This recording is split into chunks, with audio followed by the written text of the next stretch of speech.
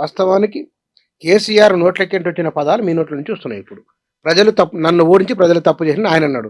మీరేమన్నారు? ఆయన ఓడించి తప్పు చేసిన మీరు అంటున్నారు. ఇప్పుడు నీకు ఇష్టం లేదని చెట్టు ఎర్రగా ఉంటుందా? ఇదివరకు కూడా ఒకసారి చెప్పాను నేను.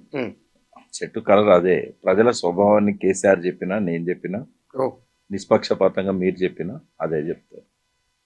ఇవాళ ఎవరికి నష్టం జరిగింది? యూరియా బస్తాల కోసం లైన్లో నిలబడే పరిస్థితి ఎందుకు వచ్చింది? ఏది ఏమైనా కూడా జరిగిపోయింది. అది గతం. అది గతం.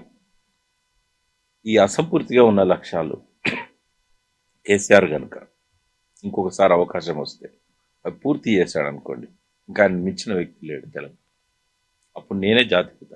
అంటే ఇప్పుడు ఇక్కడ మొన్న ముఖ్యమంత్రి అన్నమాట కూడా జాతిపిత అయితే ప్రజల ఆస్తులను కొల్లగొడతారా అనే అర్థం వచ్చే విధంగా వారు అక్రమ సంపాదన. నేను ఒక ఆర్ట్స్ కామెంట్ చేస్తాను మీ ఛానల్లో, దాన్ని ఎడిట్ చేయకండి. ఆధారాలు లేకుండా ఎవడైనా, అది ముఖ్యమంత్రి కానీ, మంత్రి కానీ, ఎమ్మెల్యేలు కానీ, మీడియా కానీ, నేను ప్రజలకు పిలుపునిస్తున్నా, నడి బజార్లో నిలదీయండి. మీరు దేనితో కొడతారో మీ విఘ్నతకు వదిలేస్తా. ఏ ఆధారం లేకుండా ఇట్లా అడ్డదారి మాటలు మాట్లాడేటోడు వాడు ఎవ్వడన్నా కానీ వాడిని క్షమించవద్దు అని తెలంగాణ ప్రజలను వేడుకుంటున్నా. ఇవాళ అధికారం ఎవరి చేతిలో ఉంది? కాంగ్రెస్ చేతిలో ఉంది. అనేటోళ్ళు ఎవరు? కాంగ్రెస్ ముఖ్యమంత్రి. కేంద్రంలో అధికారం ఎవరి చేతిలో ఉంది? బీజేపీ. అనేటోళ్ళు ఎవరు? అమిత్ షా, ఇదే మోడీ, ఇదే బీజేపీ. సిగ్గుశరం ఉంటే, చీమునెత్తురుంటే వీళ్ళకి చేత కదా ఆధారాలు చూపెట్టడానికి? అంటే ఆధారాలు లేవని కదా. ఆయనకు 12 ఏళ్ళు సరిపోలేదు, ఈయనకు 2 years సరిపోలేదా? 2.5 years సరిపోలేదా? అడ్డమైన మాటలు ఎందుకు మాట్లాడాలి ఆధారాలు లేకుండా? అంటే నువ్వన్నా వెధవవు కావాలి, నువ్వు ఆధారాలు పట్టుకోలేనంత వెధవవు సన్యాసివి కావాలి, లేదా కేసీఆర్ అన్న మంచోడు అయి ఉండాలి. నేను రెండవ దానికే విలువ ఇస్తాను. ఎందుకంటే నీ దగ్గర యంత్రాంగం అంతుంది, నువ్వు ఫోన్ ట్యాపింగ్లు చేస్తున్నావు, నీ దగ్గర ఏసీబీ ఉంది, నీ దగ్గర ఈడీ ఉంది, నీ దగ్గర సిబిఐ ఉంది, నీ దగ్గర అన్ని పోలీస్ స్టేషన్లు ఉన్నాయి. ఏ పోలీస్ స్టేషన్లో ఒక ఎఫ్ఐఆర్ నమోదైందా కేసీఆర్ అవినీతి పాల్పడ్డాడని? మరి 1,00,000 కోట్లు తిన్నాడు కదా కాళేశ్వరంలో, ఎందుకు బయట పెడతలేవు? నీ ఎంక్వైరీ కమిషన్లు బయట పెట్టినాయా? నీ సొంత విజిలెన్స్ కమిషన్ నీ స్టేట్ పోలీస్ అధికారులతోనే చేసినావు కదా. వాళ్ళు రాసిన్లా కేసీఆర్ ఇంత తినడిన్లా అని?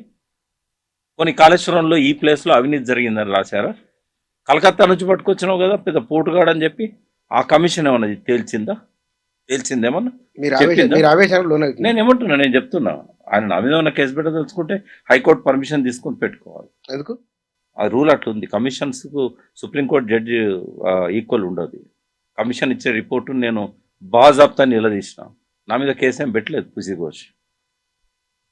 కమిషన్ ఎవరైనా కూడా కేసు పెట్టాలంటే మీ మీదనైనా నా మీదనైనా హైకోర్టు పోయి పర్మిషన్ తీసుకోవాలి. అనుచిత వ్యాఖ్యలు చేశారని వాళ్ళు దాన్ని ఎగ్జామిన్ చేయాలి. చేసినాక వాళ్ళు అనుమతిస్తే అప్పుడు నా మీద పరువు నష్టం. మీరు మనం ఇద్దరం కలిసి సంభాషణ ప్రారంభించే ప్రారంభ మాటలే వారి వయసు రీత్యా అంత పెద్ద వ్యక్తిని అట్లా మాట్లాడకూడదు. నేనేమనలేదు. మీరు ఇందాకన్నారుగా ఆధారం లేకుండా మాట్లాడితే నేను రిపీట్ చేయను. నేను ఎవరిని క్షమించద్దు అంటున్నా.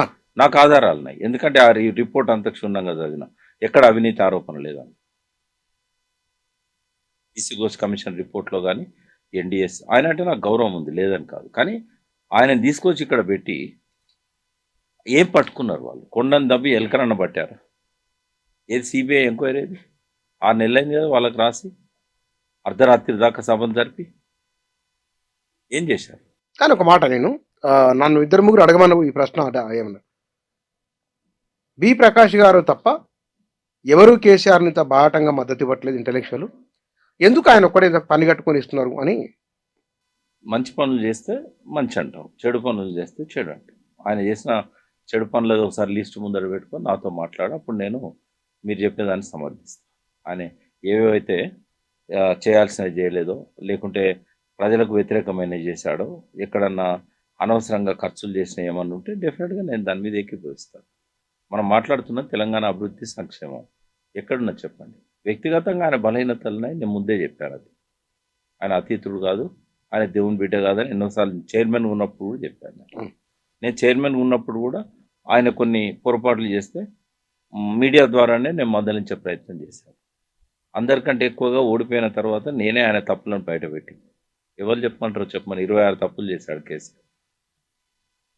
ఆయనకే చెప్తా నేను, మీకెందుకు చెప్పాలి, మీడియాకి ఎందుకు చెప్పాలి, నాకు ఆల్రెడీ చెప్పారు కదా ఆయనకు. ఆయనకే చెప్తా. మొన్న ఈ మధ్య కలిసారు కదా మీరు? కలిసినప్పుడు చెప్పాలని ఏమున్నా, మొన్న ఈ మధ్య కలిసారు కదా? కలిసాను నేను, కలుస్తా. ఎందుకంటే ఆయన అంటే నాకు అభిమానం. బట్ ఆయనే మంచి చేసిన దాన్ని సమర్థిస్తా. ఎందుకంటే నా తెలంగాణ ప్రజలకు ఏది మంచిదో అది నేను ఆరాధిస్తా, దాన్ని నేను సపోర్ట్. ఆ మధ్య మీరు దూరమైంది కదా ఆయనకు? దూరం కాలే, దగ్గర కాలే. నేనేంటంటే అవసరం లేని కలవ, ఆయన పిలిస్తే పోతా అని చెప్పాను అప్పుడు కూడా. ఇప్పుడు యాక్సెస్ ఉంది అందరికి? ఆయన ఇక్కడికి వచ్చినప్పుడు అందరూ కట్టసి కోసం కలిసారు, నేను కూడా అట్లనే కలిసా. కలిస్తే కొద్దిగా ఎక్కువ కానీ మీతో 2-3 గంటలు కూర్చొని మాట్లాడాలని 8 గంటలు ఉన్నాను నేను అక్కడ. బట్ ఆయన వేరే పనులు చేసుకుంటూ మధ్య మధ్యలో మాట్లాడుతూ ఉన్నాడు. హరీష్ రావు గారు ఉన్నారు, కేటీఆర్ ఉన్నాడు, జగదీష్ రెడ్డి గారు ఉన్నారు, అందరం ఉన్నాం అక్కడ. కాకపోతే ఆయన ముందు నేను కూర్చోవచ్చు, బట్ విషయాలు అయితే అందరం వింటున్నది. అది చాలా విషయాలు. డిస్టర్బెన్స్ ఉన్నారా? ఇవన్నీ కేసులు అంతా విచారణ జరుగుతుంది కదా, అప్పుడు ఇంకా ఆయనకు నోటీస్ రాలేదు. భవిష్యత్తు ఎట్లుండాలి, నేను అన్నది ఏంటంటే మళ్ళీ ఒకసారి వెనక్కి పోతున్నది తెలంగాణ. ఆర్థిక ప్రగతి కూడా దెబ్బతిన్నది, కాగు రాసింది, తిరోగమన దిశలో ఉంది ఆర్థిక వ్యవస్థ అని. వ్యవస్థలన్నీ నాశనం అవుతున్నాయి, సంస్కృతి నాశనం అవుతున్నది. మనకు ఒక మళ్ళీ 2 ఏళ్ళు పడుతుందేమో ఇదంతా దురస్తి చేయడానికి అని అంటే, 2 ఏళ్ళు అక్కర్లేదు, 2 నెలల్లో చేయవచ్చు. మన అధికారులే ఉన్నారు కదా, వాళ్ళకి తెలుసు ఏదేది ఎట్లా చేయాలనేది. ఇప్పుడు ఆయన కింద ఉన్నారు, రేపు మన కింద ఉంటారు, వాళ్ళకంతా తెలుసు, ఒక విజన్ వాళ్ళకు ఉన్నది. మనం ఎంతసేపు దీన్ని అంతా రిపేర్ చేయడము? 2 months చాలా 2 నెలలు.